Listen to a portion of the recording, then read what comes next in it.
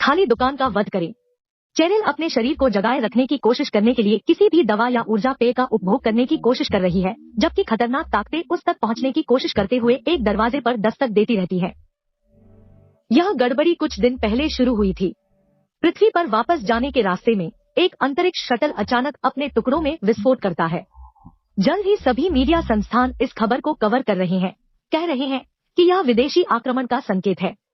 ज्यादातर लोग भयभीत हो जाते हैं और मलबे को छूने में संकोच करते हैं, लेकिन अभी भी बहुत सारे अवसरवादी हैं जो ईबे पर जो कुछ भी बचा सकते हैं उसे बेचते हैं। रोग नियंत्रण केंद्र के प्रमुख टकर दुर्घटना स्थलों में से एक पर पहुंचते हैं निर्देश के लिए और सीखता है कि मलबे का एक टुकड़ा एक रहस्यमय जीव से भरा हुआ है जिसमें विकिरण के भारी स्तर का सामना करने की क्षमता है। जीव भी तीव्र दर से गुणा कर सकता है, जिसका अर्थ है कि यह किसी अन्य ग्रह से है।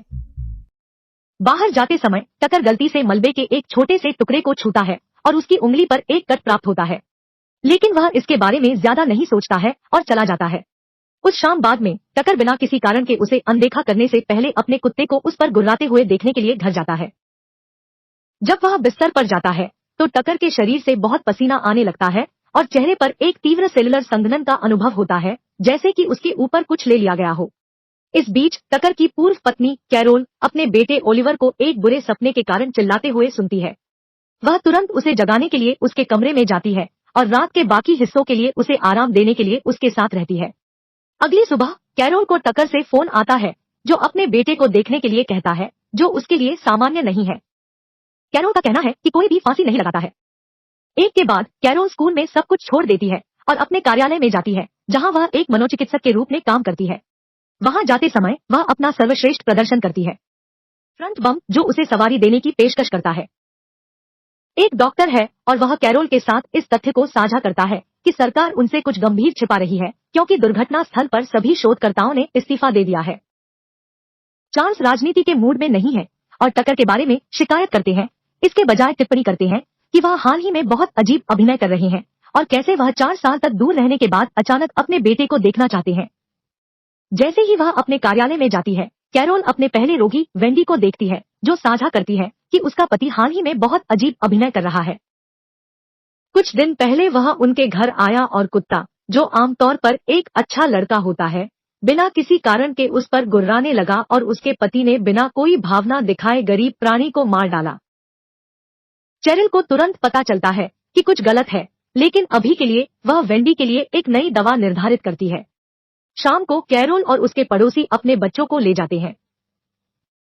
या उपचार के लिए हम कुछ घावों से संपर्क कर सकते हैं, लेकिन परिवार का कुत्ता पागलों की तरह भौंकना शुरू कर देता है और मालिक कसम खाता है कि यह बाकी समय एक अच्छा पालतू जानवर है। समूह छोड़ने की कोशिश करता है, लेकिन अचानक कुत्ता लड़कों में से एक की ओर झुकता है और उसे जमीन पर पटक देता है। लड़का हालांकि परेशान नहीं लग रहा है। वास्तव में वह अपने नंगे हाथों से कुत्ते के मुंह को निचोड़ता है जब तक कि मालिक कुत्ते को दूर ले जाने के लिए नहीं आता है। यह पता चला है कि लड़का घायल हो गया है, लेकिन वह अभी भी एक पोकर चेहरा रखता है। बाद में समूह कैरोल के घर जाता है और जब लड़के कैंडी साझा करते हैं तो पड़ोसी साझा करता है कि उसका बेटा पिछले कुछ दिनों से बहुत अजीब अभिनय कर रहा है, लगभग जैसे कि उसने अपनी भावनाओं को खो दिया है। अचानक ओलिवर दूसरे कमरे से चिल्लाना शुरू कर देता है और धमनी उसके पास दौड़ती है। वह अपने हाथ से मांस का एक अजीब टुकड़ा निकलती है जो उसे कैंडी से मिला था। टिप्पणी सुबह कैरोल भयभीत महिला को सड़कों के माध्यम से भागते हुए देखती है, लेकिन अनदेखा करती है। मुझे यकीन है कि वह जलने के लिए अजीब बल लेती है, जो इसे अपने वैज्ञानिक मित्र स्टीफन के साथ साझा करती है। वह एक नजर डालने का वादा करता है, लेकिन परीक्षण में कुछ समय लगेगा। इस बीच एक रहस्यमय वायरस देश भर में फैलना शुरू हो गया है, जिससे हर दिन बहुत सारी मौतें हो रही है, लेकिन कोई भी इसका कारण नहीं जानता है। जल्द ही राजधानी में एक आपातकालीन बैठक आयोजित की जाती है और टकर बताते हैं कि नया वायरस अभूतपूर्व दर से फैल रहा है, मगर वे इसके बारे में कुछ नहीं करते हैं। देश मंदी में चला जाएगा। क्या कुछ शोधकर्ता संभावित समाधान के बारे में पूछेंगे? टकर का कहना है कि प्रसार को रोकने का एकमात्र तरीका टीकाकरण कार्यक्रम आयोजित करना है। इस बीच कई संक्रमित वेटर उस चाय में फेंक देते हैं जिसे वे मेहमानों को परोसने जा रहे हैं। अस्पताल छोड़ने के बाद कैरोल ने एक बेघर आदमी को सड़कों पर दौरे पड़ते हुए देखा, लेकिन भयभीत महिला के विपरीत उसे पकड़ लिया गया है। जब वह इसे अपने कार्यालय में बनाती है तो कैरोल है। वेंडी के पति को वहां खोजने के लिए छोटा और वह तब तक जाने से इनकार कर देता है जब तक कि वह अपनी पत्नी को नहीं देखता। वह बोलते समय कभी कोई भावना नहीं दिखाते हैं। कैरोल वेंडी को चेतावनी देने के लिए बुलाती है और उसे इमारत में प्रवेश करने से बचाती है, इसलिए जब वह अपनी बहन के साथ रहने के लिए टैक्सी लेता है। उस रात बाद में कैरोल अनिच्छा से अपने सभी को टकर के साथ समय बिताने का फैसला करती है, क्योंकि यह पिता के रूप में उसका अधिकार है। टकर के घर के रास्ते में एक डरी हुई महिला अचानक सड़क के बीच में दिखाई देती है। सौभाग्य से कैरोल समय पर ब्रेक मारता है। महिला हताश होकर मदद मांगती है, क्योंकि वह जोर देकर कहती है कि जल्द ही कुछ भयानक होगा।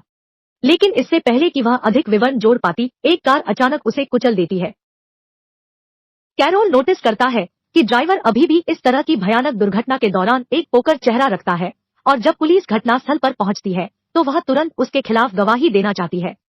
हालांकि हेड पुलिस उसे घर जाने के लिए कहता है, क्योंकि उनके पास यह कवर है जो कैरोल को अजीब लगता है।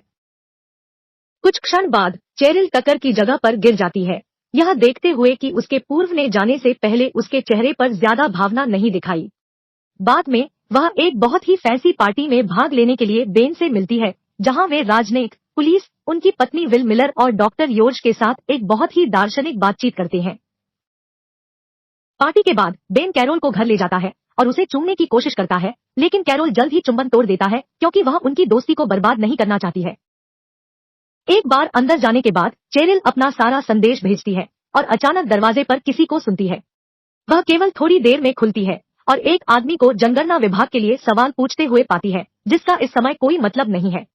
कैरोल अपने चेहरे में दरवाजा बंद करने की कोशिश करता है, लेकिन आदमी अपना हाथ अंदर रखता है, जिससे उन दोनों के बीच संघर्ष शुरू हो जाता है। खो गया। कैरोल जीतता है और दरवाजा चलाता है, जिससे आदमी चला जाता है। इस बीच ओलिवर को अपने दोस्त जीन के साथ खेलने का मौका मिलता है, जो कहता है कि उसके पिता अजीब व्यवहार कर रहे हैं, और ओलिवर अपने बारे में भी ऐसा ही सोचता है। जब वह घर जाता है तो वह टकर को उसके लिए एक विशेष पेय बनाते हुए पाती है। अगली सुबह कैरोल ने देखा कि सड़कों पर बहुत से लोगों के चेहरे पर खाली सीढ़ियां हैं, लगभग जैसे कि उनकी आत्मा दूर हो गई है। जब वह अपने कार्यालय पहुंचती है तो वह यह जानकर चौंक जाती है कि उसके सभी ग्राहकों ने अपनी नियुक्तियों को रद्द कर दिया है।